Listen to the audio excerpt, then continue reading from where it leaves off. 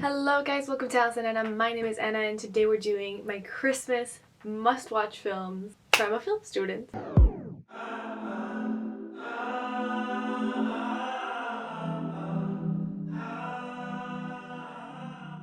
So happy mid-December, it's officially the 14th and can we appreciate the effort in my sweater to look Christmassy because my mom gave it to me. I love it. Anyways, that's not the point. I love Christmas films and here's the thing.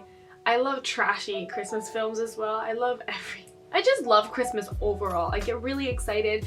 It's like Halloween / Day of the Dead and then Christmas right after. And so these 3 months are really exciting. Like all of October and mid-November is full on Halloween for me, and then mid-November to all of December, of course, is super just Christmas for me. I'm in the Christmas mood. Let's get on to my list. This is a list that I would say is like good Christmas movies. They're not Hallmark Channel movies, although I do recommend them if you like crappy romances and just bad acting. I figured I would give you my list of the things that I always watch every Christmas and they make me very happy and my soul is just excited and it gets me pumped for Christmas. So they're not in any particular order, so I'm just gonna start off with Elf.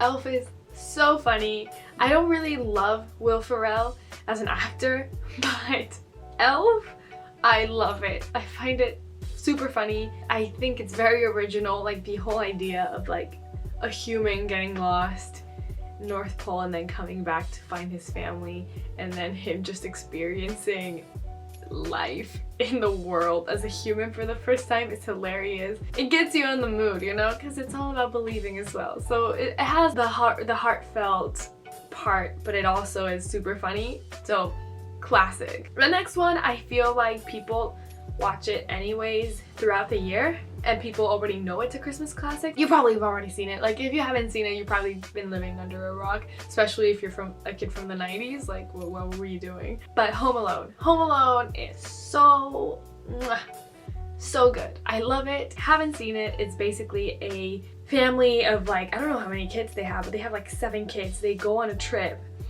and they forget about one kid and his name is Kevin, and they go and mid-airplane they realize that they left the kid alone, and he's so excited, he's so happy because that's what he was wishing for Christmas. So he has a house to himself, but he doesn't plan on 2 robbers trying to break into his house, so he kind of defends his house on his own, and it is really funny. It's adventurous, and as a kid I wanted to be Kevin so bad. I didn't have a crush on him. No. I wanted to be Kevin. I was like, I want to live in a house that big. I want to fight burglars and be that creative. I don't know why. It was weird. The next one is the live action version of Dr. Seuss' The Grinch, or I think it's Dr. Seuss' How the Grinch Stole Christmas. This one, I mean, there's probably, I think, 3 animated versions of this film, and I personally prefer the live action because A, Jim Carrey stars in it, and Jim Carrey is a fantastic actor, and I think he just gave a new life to the Grinch. And also, I love Dr. Seuss, and the story's really cool, really original, and it's basically a creature who is fed up with the Christmas spirits of the town where he was in or was from. I don't know how to explain that part. And the Who's, the people in it, are really enthusiastic about Christmas, so he decides to steal it because he's fed up with them. And it's really good, really funny, and also a great message. I think that's a thing about all Christmas movies, so I probably shouldn't say it because I'm gonna say it a lot, but so good, and the colors are amazing, everything's so bright. So the next one is a really classic movie because it's from 1954, I think. Let me check. Okay, 1946. So, I mean, I love old movies. I find them very reminiscent and cool aesthetically. This one is a classic. It's called It's a Wonderful Life, and it's a guy who just gives up on everything and he decides to commit suicide on Christmas Eve. But his guardian angel intervenes and he shows him how he's changed people's life and how he has touched them. So it's a drama, but it's very nice. It's really well done. I really like it. I personally do consider this a Christmas classic, even though a lot of people haven't seen it. So go add it to your list. It's worth it. The next one is a rom-com. I think everybody probably has seen it. Like, at least in England, everybody has seen this because it's an English movie. It's called Love Actually, and it's a lot of stories. It isn't just one and they all connect. It's super nice. It's kind of like New Year's Eve or Valentine's Day, the American versions, but like better. Maybe that was aggressive. A kid who's falling in love for the first time to I think it was like a prime minister falling in love. Like, it is so good, so well done, so well written, and I love it. And it has like Liam Neeson, who like we always see hitting people and boom boom boom, so it's nice to see him on a different role that isn't like killer mode, you know? The next one is called The Holiday, and it's basically an English woman who switches houses with an American woman, and they don't tell anybody because they're like fed up. And it's during the holidays, so during Christmas time. The English woman falls in love in the US and the American woman falls in love in England. Really good.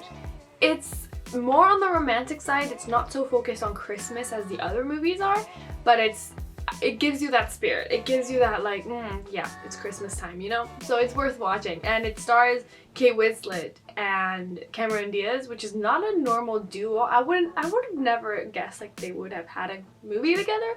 And it also has Jude Law, who like, I don't know why, but I have a crush on, and Jack Black, the guy from School of Rock. Honestly, never expected him to be a romantic lead, but he's not that bad. It's a really good movie, and like compared to the Hallmark movies, this is a good actual romantic comedy, so. Speaking of romantic comedies, Last Christmas, this one came out a year ago, so 2019 I think, and it stars the mother of dragons, Emilia Clarke, and the hottie, Henry Golding. I love him. I have such a big crush on that man. Since I saw Crazy Rich Asians, I fell in love. This movie is basically it's a rom-com, but it's a lot more Christmassy than, you know, The Holiday. It definitely has a lot of Christmas elements, and it's all about like regaining your spirit and like coming back to life kind of thing, but Christmassy more. It's really good. I suggest it, but you have to understand that it is cliche, so don't come for me for not being original. Okay. The next one is a classic, A Christmas Carol, and not only did Jim Carrey star in it, which is, as I said during the Grinch portion of the video, amazing because I love him, but also it's the like classic Christmas story of the past, present, and future ghosts coming to this man's life called Scrooge, and he's grumpy and he hates Christmas, so these ghosts come and haunt him with his past. They show him his present and they show him his future, and so he decides to take a different course of action, and it's great. I love it. I think it not only has like a Christmas message, but it also has a lot of like self-reflection message, which is always good. So the next one is an animated film, and it is a lot more on the child side, but I really enjoyed this film even as an adult. So it's the story of a little kid who sees this random train called the Polar Express, and he gets invited by the conductor to get on it. He joins a group of children and they go visit Santa Claus and they see how like Christmas is made and like they prepare for Christmas and stuff. And it's really good. Now that I think about it, it's a bad message. Don't get on to weird people's trains, especially if you're a child. I don't think you're watching this, but don't. Even if they have candy, just don't do it. But the movie is good though. Maybe watch the movie. Don't take the message of the train boarding, but watch the movie. So another, I guess not so much Christmassy movie, but it is set in Christmas, so we're taking it as a Christmas movie, is called Carol. This is a 2015 film because I think there's two versions, but then this one is forbidden romance between a photographer and an older woman who's like going through a divorce and stuff, and it's a beautiful romance and it's dramatic and I loved it. I think it was actually like nominated for Oscars and stuff, so it's a really really good film and it's really really well done, and you know it's compared to the list it's not as Christmassy, but you know it gets you in the romantic mood. Get on it, you know. Those are my top 10 films to watch during Christmas time, but I mean I am a sucker for bad movies, so if you want to watch like Princess Switch or A Christmas Prince or like any Hallmark movie. I've seen The Holiday, I've seen all of it. By the way, The Holiday is not good though. Don't watch that one. But other than that, like watch all of them. They're so bad, but they're so good somehow. I don't know why. And I guess another honorable mention that I could say, that I always include this in my October Halloween watching is The Nightmare Before Christmas.